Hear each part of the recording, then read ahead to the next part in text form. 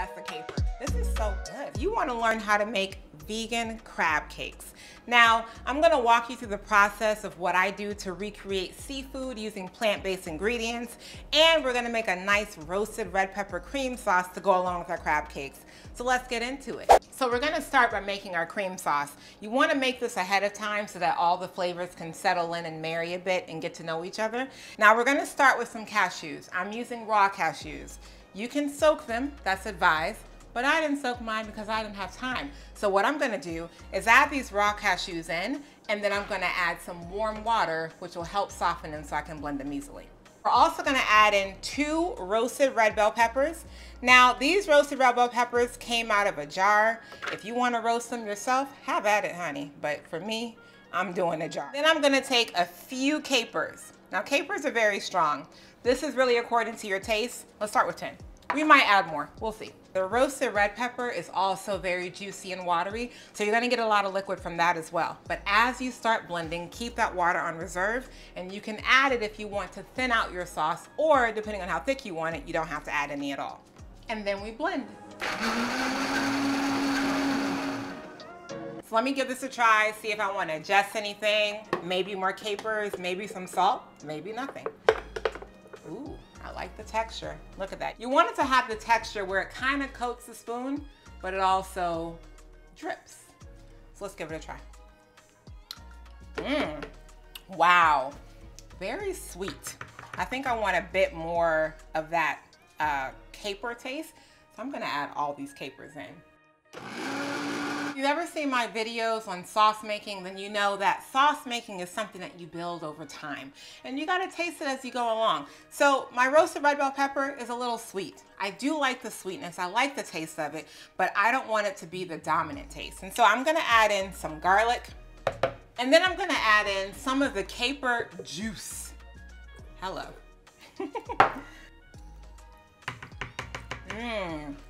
That's it. Now, yes, now we are living where I want to live, honey. This is it. I'm gonna add a little bit more smoked paprika. Now what this does is it deepens the flavor. So that red bell pepper was very sweet, and when it's roasted, of course, that brings out a lot of the natural sugars.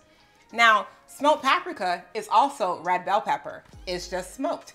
So when you have this one and the roasted red bell pepper, it balances it. Gonna add a little more garlic. And I know y'all are probably wondering about measurements. You know what I say? Season it to the guidance of your taste buds and your ancestors. You hear me? Let them speak. Welcome your grandma in the kitchen and have her guide you, your great grandma, your grandfather, whoever could do the cooking in your family. Bring them in the kitchen and ask them for guidance, and you'll know how much you need. All right. We have arrived. Let's see. Girl, yes. This is it. But you know what? She says she wants more smoked paprika. Come on now. She says she wants a little bit more smoke. That's it. She says she wants a little more salt. That's it. Wait, I think she said she wants a little more. Come on now. She said this and that. Let's do it. All right, let's see what she's talking about now. Come on now. I mean, she's been talking real nice, but I want her to be fantastic. You hear me? Ooh. She said she wanted a few more capers, though. Ooh, yes. She said give her all the capers. How about that? By the time this is done, we've probably done a tablespoon worth of capers. Ha ha. All right. Ooh. Oh. Yes. Yes. You see that's the caper. The caper said squint, honey, because I'm here. This is so good. Okay. This sauce is done. So we're going to put this aside and then get started on our crab cakes. So when it comes to making seafood vegan, you always want to focus on 2 things, your texture and your taste. Now, when it comes to texture, we're making crabs. We want that crab-like texture.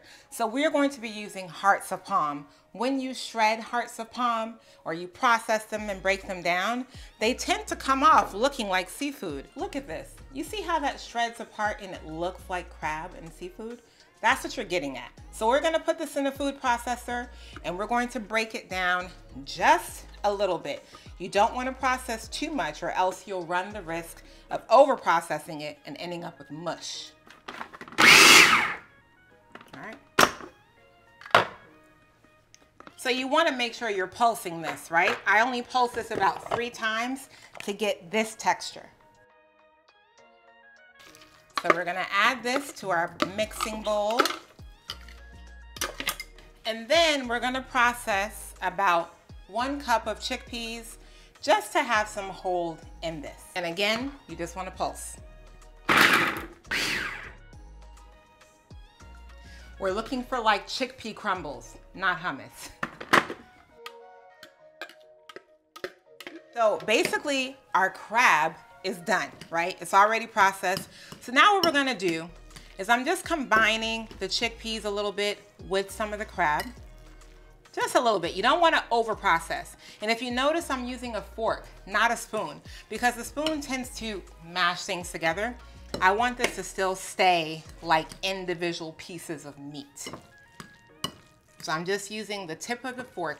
Now, hey, for the seasoning. So then when it comes to crab cakes, I know everyone has their own recipe. So if you have your own crab cake recipe, then listen, follow me for this step, but then do what you need to do after that. You already know what you like. For me, I am thinking about what spices am I gonna use to bring out that sea flavor. So the first thing I have is nori, ground seaweed. So I take the nori sheets that you use when you make sushi, and I put it in a spice grinder, and I grind it up to make this. This is what brings the sea to all these plants and gives you that fish-like flavor.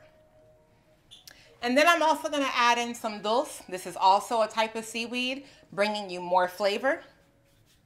And y'all, be generous with it because it's filled with lots of minerals that your body needs. When we eat fish, we're typically eating fish because we want some of those sea nutrients, but guess what the fish eat? That. So we can skip all the fish and just go straight to that. But for those of you who love your fish, no, not, because I eat fish every now and then too. I'm just saying you could eat seaweed as well.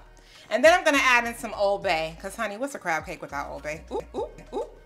Well, that's all I'm gonna eat anyway, so there we go. And then you know how seafood often has that lemon type of flavor? Well, I didn't have any lemons around, but I did have this citrus garlic seasoning. So I'm gonna add in some of this. And that's gonna give me my lemon. And y'all notice my hand is generous, okay? When it comes to seasoning, we are not here to play. And then I like dill. So I'm gonna add in some dill and a little bit of garlic. We have some garlic left over from when we made a sauce. Ooh, this smells so good. This smells like the sea already. Come on now. You wanna stir using the tip because you wanna keep those shreds. And you don't want everything to just kind of mush together. And lastly, I'm gonna throw in some fresh parsley. And also pro tip, if you ever get herbs and you realize that they tend to go bad really quickly, if you just put them in a glass of water like this and store them in the fridge, they will last a lot longer. Treat them as if they were fresh cut flowers.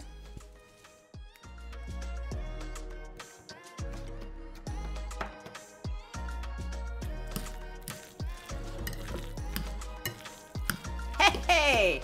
I love how this is looking already, but you already know things can look good, but the real thing is, does it taste good? It's doing. What? Girl. Listen, if it wasn't for this Old Bay trying to fall into my thing like it was crazy, that was perfect. The way that cap fell off gave me the right amount of seasoning. I told you, I brought my ancestors into this kitchen with me, honey. And she was like, listen, I need you to dump all that in there. This is so good.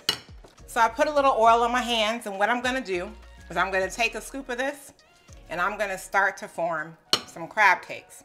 Now you don't wanna press these too much. Just shape them into like a little patty. I wanna get it a little flat because I want it to cook evenly. So make sure that however you shape it, it's even. We're just gonna dip this in our panko breadcrumbs. Now off camera, what I did is I toasted the breadcrumbs So our vegan crab cakes have been cooling and firming up in the freezer for about 10 to 15 minutes. We just want to get it firm. And now we're gonna add it to a pan with some oil already heated. And we're just gonna brown them on both sides. Remember, it's mostly cooked, so you're not really trying to cook anything. You're just trying to warm it, crisp it up, and get it ready.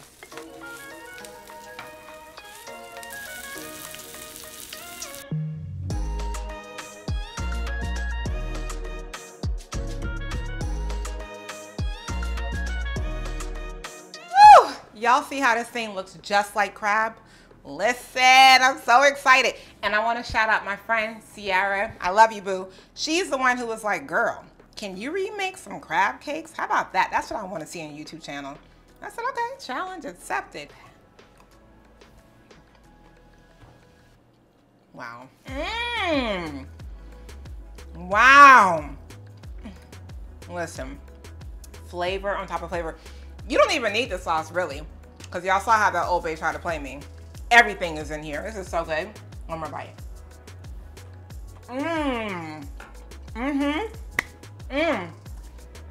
This works. For those of you who are looking for a more mindful way of eating, you know you've been eating all the things, but something in your body said, girl, a little less meat, a little less dairy, a little less white sugar. You already know. You need to click the link in the description, because that's my newsletter where I show you how to eat a little less of all those things and eat more mindfully. And these crab cakes are just one example. So until next time, y'all, join the newsletter and eat well and be well. I'll see you then.